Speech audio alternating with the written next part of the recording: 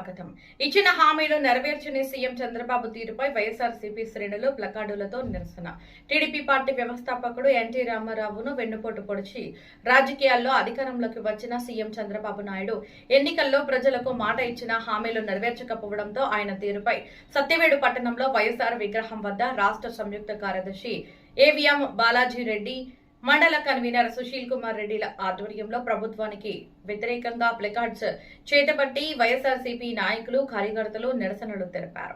ఈ సందర్భంగా బాలాజీ రెడ్డి, సుశీల్ కుమార్ రెడ్డి ఇరువురు మీడియాతో మాట్లాడుతూ ప్రతి ఎన్నికల సమయంలో రాష్ట్ర ప్రజలకు సీఎం చంద్రబాబు నాయుడు కళ్లబొల్లి మాటలు చెప్పి సీఎం అవుతూ వస్తున్నారని, అధికారంలో వచ్చిన తర్వాత రాష్ట్ర ప్రజలకు ఇచ్చిన హామీలు ఏవీ నెరవేర్చిన దాతలు లేవంటూ మామకు వెన్నుపోటు పొడిచి రాజకీయాల్లో సీఎంగా వచ్చారని నాయకులు ఇరువురు ధ్వజమెత్తారు. ప్రభుత్వం అధికారంలోకి వచ్చిన 2 సంవత్సరాలు అవుతున్న ప్రతి నెల మహిళలకు 1500 నెలకి ఇస్తామని చెప్పిన హామీ ఏమైంది అంటూ వాలంటరీ వ్యవస్థను బలోపేతం చేస్తామని 5000 నుండి 10,000 రూపాయలు ఇస్తామంటూ వాలంటీర్లకు హామీలు ఇచ్చారు. ఆ హామీ ఏమైంది అంటూ అలాగే రాష్ట్రంలో సచివాలయ వ్యవస్థను నిర్వీర్యం చేశారని తీవ్ర స్థాయిలో మండిపడ్డారు. మరో 3 నెలల్లో స్థానిక ఎన్నికలు రానున్న నేపథ్యంలో మరోమారు ప్రజలను మోసం చేసేందుకు వివిధ పెన్షన్లు ఇస్తామని మాయమాటలు చెప్పి ఓట్లు దండుకునేందుకు పెద్దబాబు, చిన్నబాబు సిద్ధమవుతున్నారని వైసీపీ నాయకులు ఏవిఎం బాలాజీ రెడ్డి, సుశీల్ కుమార్ రెడ్డి వారు ఇరువురు వాపోయారు.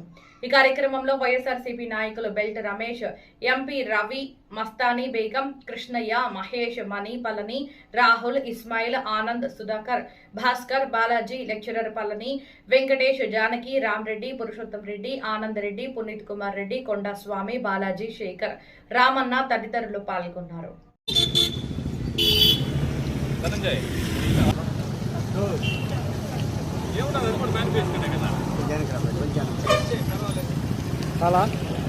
జగన్మోహన్ రెడ్డి గారి నాయకత్వం, జగన్మోహన్ రెడ్డి గారి నాయకత్వం, జగన్మోహన్ రెడ్డి గారి నాయకత్వం.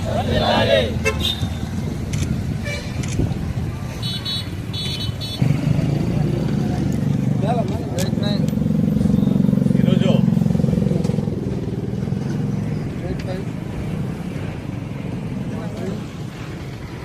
కంప్లీట్ అయింది. ఈ 2 సంవత్సరాల కాలంలో ఆనాడు ప్రతిపక్ష నేత చంద్రబాబు నాయుడు గారు అనేక హామీలు ఇవ్వటం జరిగింది. సూపర్ 6 అని తీసుకురావటం జరిగింది. సూపర్ 6 అని ప్రజలకు హామీలు ఇచ్చారు.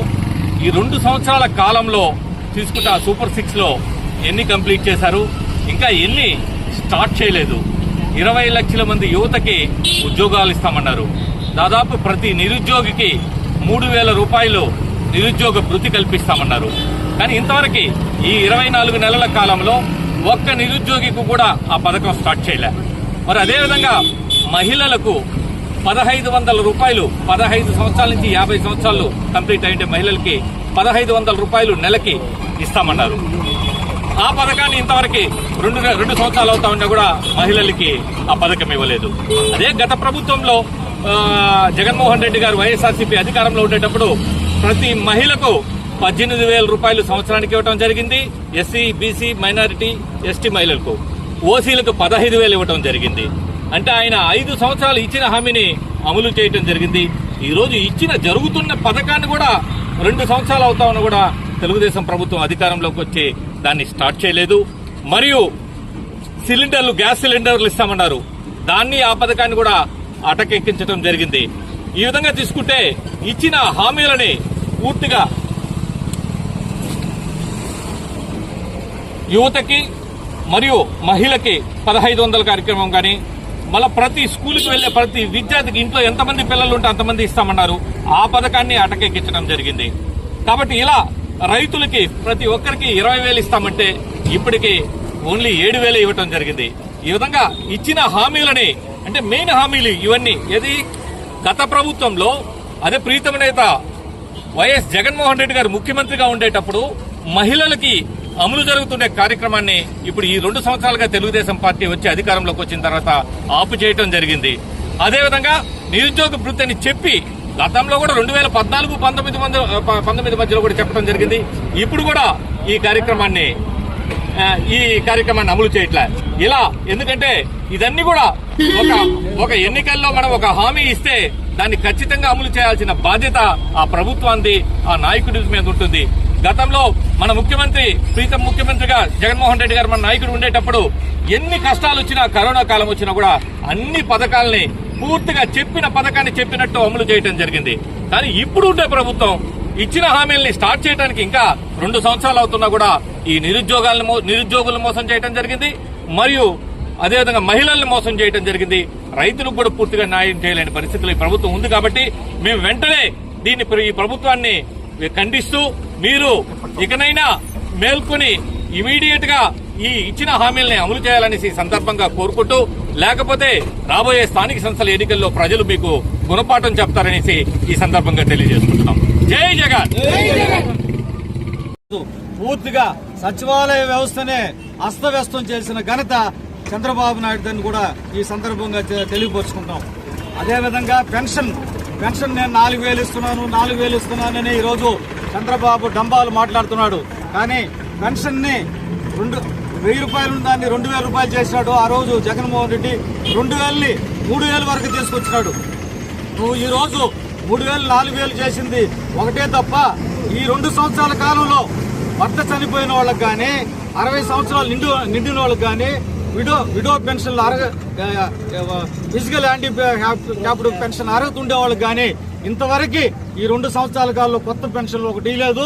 ఇవ్వకపోగా చాలా మందిని 50 సంవత్సరాలు వయసు దాటితేనే పెన్షన్ అని కొన్ని వర్గాల వాళ్ళ, లేకపోతే మేము ఫిజికల్ హ్యాండిక్యాప్డ్ మాకు పెన్షన్ కావాలా, లేదు మాకు 60 వయసు వచ్చింది మాకు పెన్షన్ కావాలని అడిగితే అక్కడ సమాధానం చెప్పే పరిస్థితి ఏ గ్రామ సచివాలయంలో లేదు.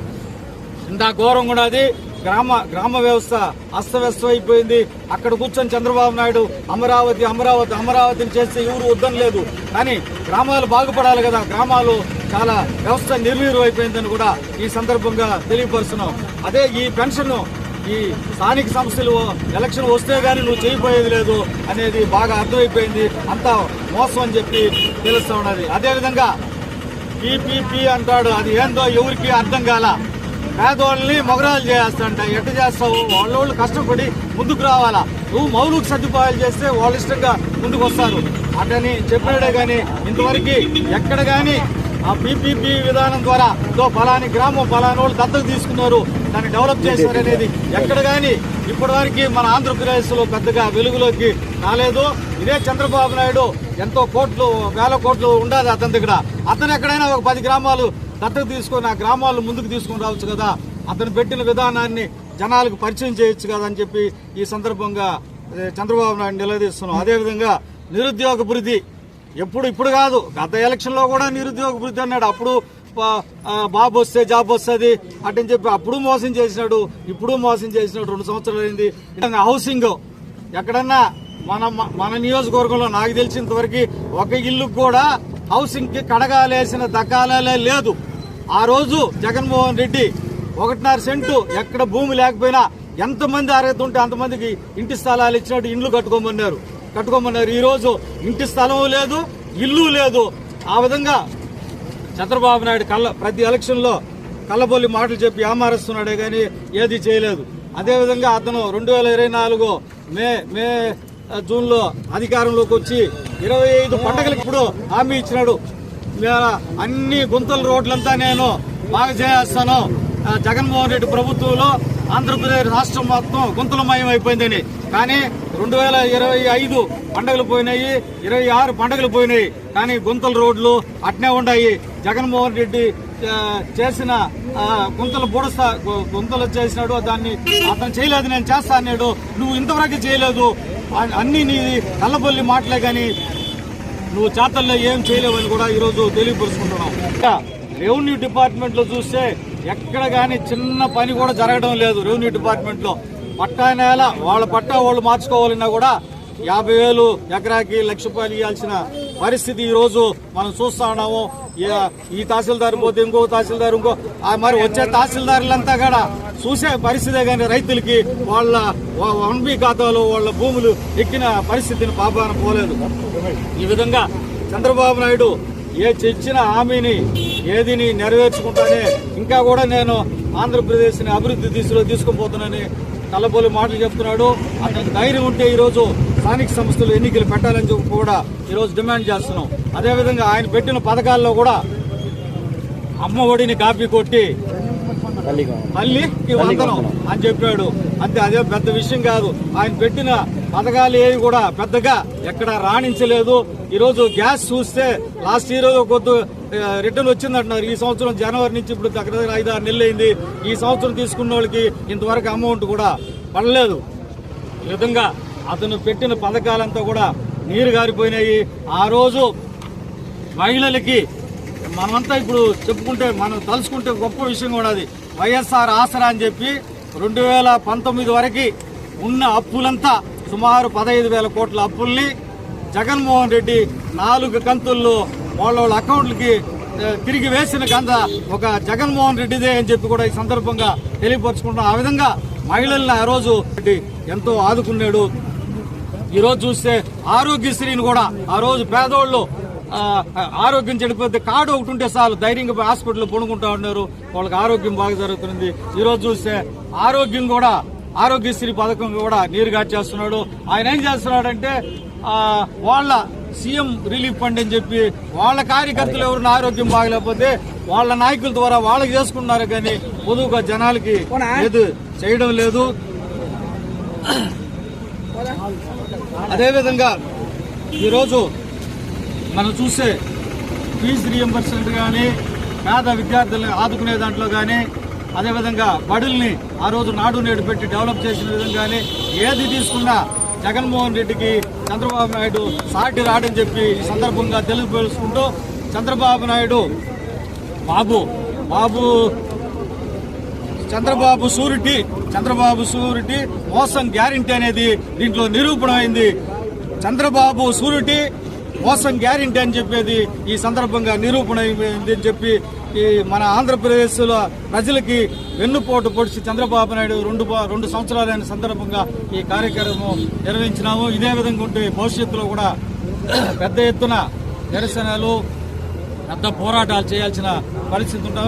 ఎంత దూరమైనా ప్రజల పక్షాన్ని నిలబడతామని వైఎస్ఆర్ సిపి పార్టీ ఈ సందర్భంగా తెలియపరుచుకుంటూ ఈ అవకాశాన్ని ఇచ్చిన పెద్దలకి హృదయపూర్వక వందనాలు. జై హింద్, జై జగన్.